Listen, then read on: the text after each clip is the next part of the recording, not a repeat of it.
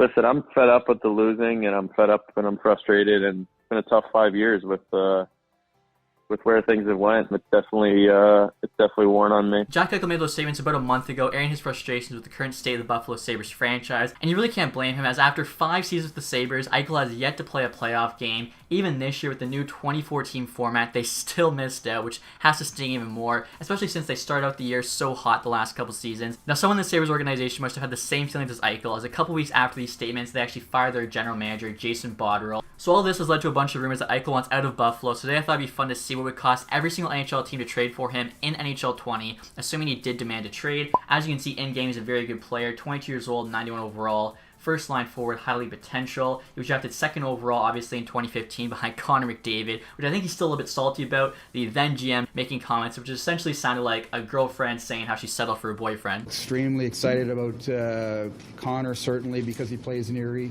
In the same token, we have to play the hand we're dealt and get ready for it. Obviously, Jack Eichel's not Connor McDavid, but he's still one of the top players in the NHL. If you look at his stats here, he's pretty much been a point per game after his rookie year. I think the biggest knock on him might be that he hasn't really played a full season since his rookie year, but still, 60-plus games a season isn't too bad. Again, averaging about a point per game these last couple years, have been over a point per game. He's definitely not the problem in Buffalo. He's also on a very good contract, making $10 million for the next 7 years, 6 years actually in real life. And he's got pieces around him in Buffalo. Obviously, Dahlin, first overall pick a couple years ago. Sam Reinhart, Dylan Cousins they just drafted. Ristolainen I don't think is as bad as people make him out to be. Middlestad's looking like a bit of a bust. Jeff Skinner is a good player who got paid too much, but definitely Eichel is not the issue. So if he decides he's tired of waiting for Buffalo to figure this out, let's see what kind of return they could get. And real quick, guys, I want to thank ExpressVPN for sponsoring this video. If you've never heard of a VPN, it actually allows you to encrypt your data or reroute your IP address in just one click. Encrypting your data is especially useful, as so many websites and services on the internet are always getting hacked. You have any sensitive information out there, such as emails, passwords, banking information, you want to keep that protected. With ExpressVPN's encryption service, even a hacker with a supercomputer would still take billions of years to crack. I also really enjoy being able to reroute my IP to a different country, as being in Canada, so often there's a video or website that's only available to Americans. It actually works really well on Netflix. Now, I actually learned Canadian Netflix is one of the better ones, as we get the Lord of the Rings trilogy, but if I went to US, you could actually watch Spider-Man Into the Spider-Verse, which is one of my new favorite movies. Also in the UK, they have Rick and Morty, one of my favorite shows. So just being able to bounce around to different countries and get more access to content, whether it be on Netflix, YouTube, whatever, gives you so much more to watch. So if this sounds like something you guys would be interested in, you can find out how you can get 3 months for free by clicking the link in the description box below or going to expressvpn.com/tactics. Now for this, guys, I set the trade difficulty to easy, as it made it more realistic if Eichel were to ask for a trade, the kind of return they could get. Starting off here with Anaheim, we had to put together a big package. Honestly, Anaheim probably had one of the worst trades in terms of what they had to give up. Gibson, Zegras, a first, I think a second it ends up being, and Raquel, or maybe a fourth here to get Eichel, is a lot. Obviously, Eichel's a very good player, but you're giving up your starting goaltender who's young, who's elite. Zegras was a top 10 pick last year. Raquel's probably their best forward, it's either him or Getzlav. A first, which could be a lottery, a fourth. That was probably one of the worst deals. I definitely would take that, I think, if I'm Buffalo. It's a huge package. Now, Arizona here, trying to trade away Ekman Larson, Soderstrom, and Kemper. They said no to that, so I had to switch it up here. I think the kind of core of the next trade ended up being Chychrun. Obviously, very solid young defenseman. A lot of people don't really know how good he is because he plays in Arizona. Again, I feel like Buffalo needs a goalie, so if a team has an extra goalie, I feel like it's worth using. So trying to trade Chychrun here. Schmaltz, who kind of replaces Eichel as a center for them. Kemper and a first-round pick, they say yes to that. So, again, a pretty big package. If I'm Buffalo, am I saying yes to that? I don't know. I think the Anaheim one was a bit better. Bergeron and Rask here. So, Boston trading away the best two-way center in the game, but Eichel's like 10 years younger, better offensively. Rask's a very good goalie, but Halak's played pretty well. Rask actually might retire soon, he said, so not the worst trade. They say no. Trades out Rask there for Torrey Krug, and they actually end up saying yes to this, which I don't think is too bad a trade at all, especially if Krug ends up walking in free agency. You just get like a player just as good, if not better than Bergeron, 10 years younger. Calgary here again, a pretty big package. Most of the time I try to use a center, as it makes kind of sense. Buffalo would want a center back. So Sean Monahan, a good young center, not quite on Eichel's tier though. Also adding Lindholm there is a solid top 6 winger. So just tried the two of them. They said no. Obviously, right there's kind of like a quality over quantity thing. Add a first-round pick along with it, and I think they actually said yes to that. So Calgary's pick shouldn't be a lottery pick or anything. Again, you're looking at quantity over quality there. Maybe if you're Buffalo, that trade actually works out better for you. I personally like quality over quantity though, so for me, like, it'd have to be a really, really good return for Eichel to say yes to Buffalo. A lot of the kind of proposals I've seen on Twitter, just Buffalo fans would never say yes to. Some of these, trade proposals might seem insane for, like, your favorite team, but you gotta think from a Buffalo fan's perspective, what would actually make you say yes? For instance, Carolina here, Aho and Brady Shea. Maybe you do that. Sebastian Aho, I'd say, is probably just slightly below Eichel in terms of skill, but you had Brady Shea, pretty solid, top 4 defenseman, not too old. Maybe that makes the trade happen. Taze, Strome, and a first-round pick here for Eichel. Obviously, Taze is overpaid at $10.5 million, but Eichel at $10 million, I think, is honestly a bit of a steal. He's probably worth more like 11, so you're getting way better value on that contract with Eichel. Younger than Taze, better than Taze. Dylan Strome's a good player, but obviously you have to kind of equal it out. And then the Blackhawks' first-round pick probably won't be a lottery pick as they are in the play-in, but you never know. So right there, honestly, I think I would take Eichel over the 3 things Chicago gave up. Now, the Colorado trade here, I thought for sure I was going to have to give up, McKinnon, Landeskog, or Rantanen, one of the big 3. And somehow he actually got this trade to happen without one of those 3, which I can't believe. Like, Colorado will be so stacked after this. So Bowen Byram's kind of the main part of this trade. Kadri, Burakovsky, Bowers. Kadri's a good second-line center. Burakovsky, middle 6 winger. Bowers, a decent prospect. I couldn't believe Buffalo said yes. Like I was saying, I thought for sure one of those 3, maybe McCarr, had to be dealt in the trade. So Colorado was stacked after that. Looking at Columbus now, again, you're looking at a center to kind of make this deal around. Look at Pierre-Luc Dubois. A good center, I'd say he's like a low-end first-line center. Added Nyquist there. They signed for free, so really that'd be a great trade for them. Buffalo says no. Honestly, I think all I had to do here was add a first-round pick, and they said yes. So if that first-round pick's not a lottery pick, I honestly really like this trade for Columbus. Like, I think Eichel, is another level above Dubois. You got Nyquist for free. You can definitely sign a winger like Nyquist for free again. Your first rounder probably doesn't end up being a superstar, and you get Jack Eichel.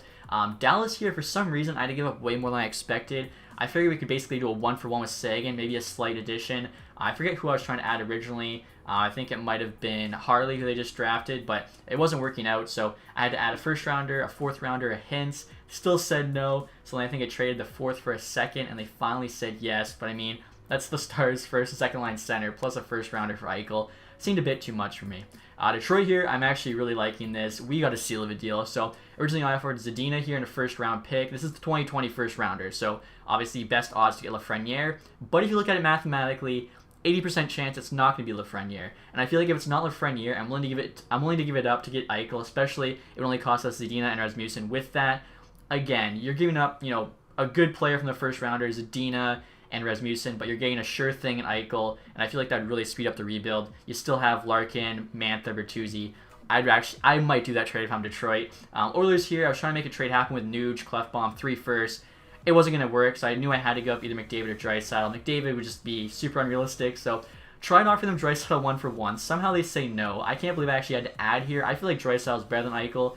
Cost me green and a 4th to make that trade happen. Again, if Buffalo offered me Eichel for Draisaitl and I'm Edmonton, I'm saying no. So sometimes the game, the values aren't quite right. I guess if Eichel was on the block, maybe they do it, because he's not. Just didn't happen. So Florida here, I thought I'd have to give up Barkov, but end up making a trade around Ekblad and Dadonov for the salary reasons, as Florida's right up against the max, so it's just about $10 million. They actually said no to that, which I think's fair. We definitely need to add a bit more. Ekblad, $7.5 million is a bit for him. Dadonov's a top 6 winger, but Tippett there could turn out to a top 6 winger as well. Makes the trade a bit better for Buffalo, but I think I'd still rather have Eichel. Minnesota here, I knew Kaprizov would have to be part of this trade. Now, we haven't seen him in the NHL yet, really don't know kind of what to expect from him, but he's supposed to be a very, very good prospect. So we added Ryan Suter there. They said no. I think we tried Matt Dumba originally. They still said no to that. So added a 4th round pick here. As I said, just needed a little bit more. They still rejected. I think I ended up adding like a 1st or a 2nd. And I mean, Suter's contract is not the greatest contract, so kind of getting out of that's not too bad for Minnesota. Actually only cost a 3rd. So basically, you're losing Suter's money, you lose Kaprizov, and a 3rd round picks, who cares? And you get Jack Eichel. I don't think it's too bad a trade at all for Minnesota. I'd probably do it. Now Montreal here, sort of like Detroit, Colorado, probably one of the best team-friendly trades for like the other team. Kotkaniemi and Petrie here was the first offer I thought of, and they said yes. Honestly, I couldn't believe that. Now, Kotkaniemi might be a little overrated here at medium elite, but I think it's still too early to say he can't be a medium elite player. If he does turn out to to be what he's supposed to be, then not a terrible trade for Buffalo, but still a guy like Jeff Petrie I don't think is that hard to replace. Whereas Jack Eichel obviously is very hard to replace, so that's how you kind of have to look at it when looking at these add-ons. Nashville here, Fabro was kind of the core of this one. Try to do Fabro Johansson, which obviously would have been a fleece. We actually ended up still getting a pretty good deal. I think it was like Fabro, Duchesne, maybe a small ad. Kind of feel bad for Duchesne because he wants to play playoff hockey. Kind of similar situation with Eichel when he was on Colorado. Going to Buffalo, I'd feel bad for him, but Nashville getting Eichel, I think for that price, they would definitely do. Now, New Jersey here, I think, also gets a steal of a deal. Nico Hischier, I think, is a bit too high value here. I think he's a good player, but I don't think he's as worth kind of what the value is for him in games. So, him and Ty Smith, Buffalo actually wants both those players, and they say yes to that for Jack Eichel. I feel like the difference between Eichel and Hischier is a lot more than Ty Smith. So, again, I'm sure Sabres fans say no to that. Devils fans say yes. Islanders here, I knew I had to trade Barzal. Also, we had to add some players just because of the contracts. Barzal's still on his entry-level deal, so Nelson's making $6 million. Tried to add Sorokin there, but Sorokin's not making enough money, so it was going to cost either Varlamov or Greiss. Greiss, I don't think, got it done, so Barzal, Nelson, Varlamov ended up being the final trade. Barzal, I think, is very good. I'm a huge fan of Barzal. Is Eichel better? I think slightly. Nelson, $6 million is honestly kind of an overpay. And then Varlamov, if Sorokin comes over, you have him and Greiss still. It might not be the worst deal for the Islanders. I'd say it's pretty close. Rangers here had to give up a ton. Zibanejad, Trouba, Shesterkin. I think we actually had to add a first-round pick, or maybe just a third-round pick, but still, it's a lot to give up there for Eichel. You're giving up your number one center, probably your number one defenseman, your starting goaltender. I don't know. That's one where, like, if both teams aren't a fan of it, then maybe that actually means it's fair. Ottawa here tried offering Branstrom and Batherson. They said no. Obviously, that would have been an insane trade. I think all I actually had to do was add an Islanders first-round pick. So if you look at it in terms of what Ottawa gave up, this trade's essentially Mark Stone, Pajot, and Drake Batherson for Jack Eichel, which I think is a pretty good trade, honestly. So if I'm Ottawa, do I say yes to this? I think so. They're looking like they're about to turn the corner, especially with potentially, 2 top 3 picks in this year's draft. Just insane. Adding Jack Eichel for that price, I think would be great for them. Now, the Flyers here, JVR had to be included for the salary reasons. Nolan Patrick there, again, kind of like Kotkaniemi, think a little bit overvalued. He's at medium elite. Let me know, guys. I think he should probably be low elite in this game, but I just left the medium elite because he was injured all this year, so who knows? Maybe his third year would have been his breakout year. Don't really want to put that against him. Braun there again just for the salary. So JVR is a top 6 player. They get Nolan Patrick, who if he does turn into what people thought he was going to be, I don't know, maybe it's an okay trade, but I think that's another one where Philadelphia definitely would be fleecing Buffalo. Buffalo then rejects Malkin, Murray, a first and a second from Pittsburgh. I thought that was a huge overpayment. I thought for sure they'd say yes. And what they actually ended up saying yes to, I thought was a worse trade. Instead, they get Chris Letang, Matt Murray, and I don't think any picks. I feel like Malkin, Buffalo would need more than Letang, especially with having Dahlin. And then you get Murray and a first-round pick. Obviously, Pittsburgh still has Jerry, so at that point, their offense is kind of stacked. If they do keep Malkin, trade away Letang, but they got no defense. Sharks here, so Merkley was kind of the main piece for this. Thomas Hertl as well. Marko Vlasic, who is a good defenseman in real life. In this game, though, because of his contract, $7 million, he's kind of looked at almost as a cap dump. Like, you can see his value there. It's around Hertl's, so I don't know, but it cost a lot, actually, to get him on the Sharks. A lot more than I expected. I was trying to do something around Couture originally. It was not working. So, Merkley, Hertl, Vlasic, and a first-round pick in 2021. A lot to give up for Eichel. Again, it's a quantity versus kind of quality thing. Now, St. Louis here, some people might not agree with this. I think they fleeced Buffalo. It's kind of like the Boston trade. Pietrangelo, Schwartz, and a 4th-round pick. I think the 4th becomes like a 3rd. If Pietrangelo walks to UFA, which there's a good chance he could do this year, you're essentially trading Schwartz and a 3rd for Jack Eichel. Even if Pietrangelo signs with Buffalo, if you knew St. Louis, you don't have the cap to sign him, then you're just laughing. Also, too, we reunite Eichel and O'Reilly there, who I think played really good in Buffalo. They were friends, even though people want to make it like they weren't. Also, too, we forgot to mention with the Sharks trade, you'd have Eichel back with Kane. All these guys, they played well in Buffalo, and, shipped out guys he actually played well with, which another reason why I think Eichel's frustrated. Tampa Bay here, obviously going to be even better if they get Eichel. Point and Killorn was kind of like the nucleus for this one. Add a 3rd-round pick there. They say yes. I mean, Killorn's like a middle 6 winger. Point's a very good player, don't get me wrong, but I think Jack Eichel is a step above that. You play him with either Kucherov or Stamkos. Are you kidding me?